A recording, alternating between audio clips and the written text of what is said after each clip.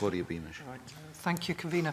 Just to push that one a bit further, on that last point that you made, it's hard to fathom why the reasons why the bill doesn't prevent animals being kept or transported by circuses while in Scotland, so long as they are not going to perform or be displayed or exhibited in Scotland, because I understand that it might be difficult in terms of a bill, but it would seem that that should be part of what happens. Yeah. Well, as I explained, one of the key ethical objections was that it's the viewing of the use of these animals performing unnatural behaviours that is potentially harmful to younger people and engenders attitudes that are considered to be disrespectful to wild animals. So it's the actual viewing of these animals is felt to be particularly morally objectionable. The other difficulties that we would have are that if we prohibited or sought to prohibit the private keeping of wild animals that had been associated with the travelling circus, there will be inconsistencies in that private individuals are allowed to keep wild animals if they comply with appropriate legislation. Wild animals can also be kept in other environments by zoos and safari parks and other enterprises. So if we sought to prevent circuses from keeping wild animals, that could be perceived as discriminatory and would affect people's right to own property, basically, which would contravene the European Convention on Human Rights on a couple of counts.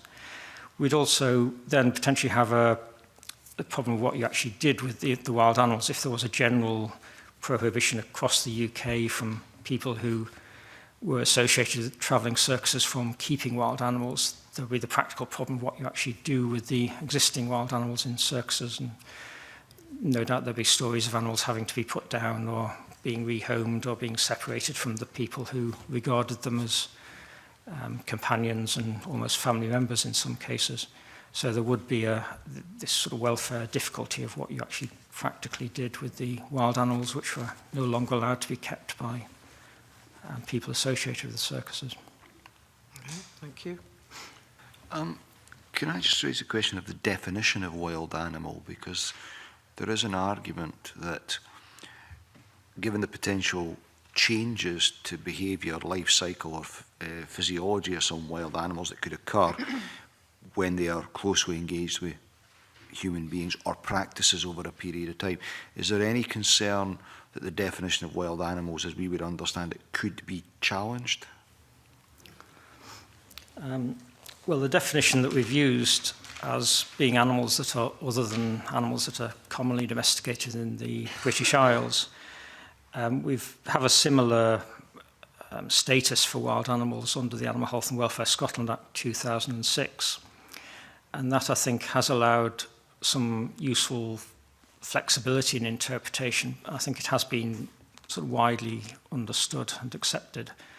There are problems in that wild can be defined in different ways for different pieces of legislation and in different contexts. So in some cases, wild could be associated with danger, or it could be associated with animals that have been free living and aren't captive.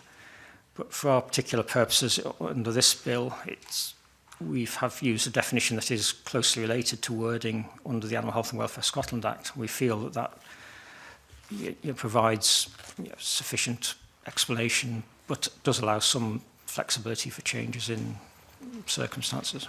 Okay, thank you. Claudia Beamish. Thank you, Convener.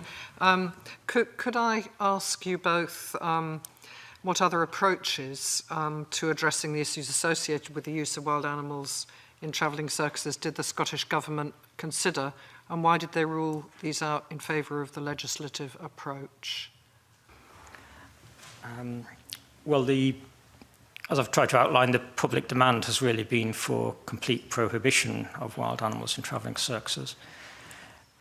You'll be aware, of course, that in England a licensing regime was introduced. Mm-hmm. Now, we decided not to introduce a similar regime in Scotland, partly because we didn't have any wild animals in travelling circuses in Scotland at the time.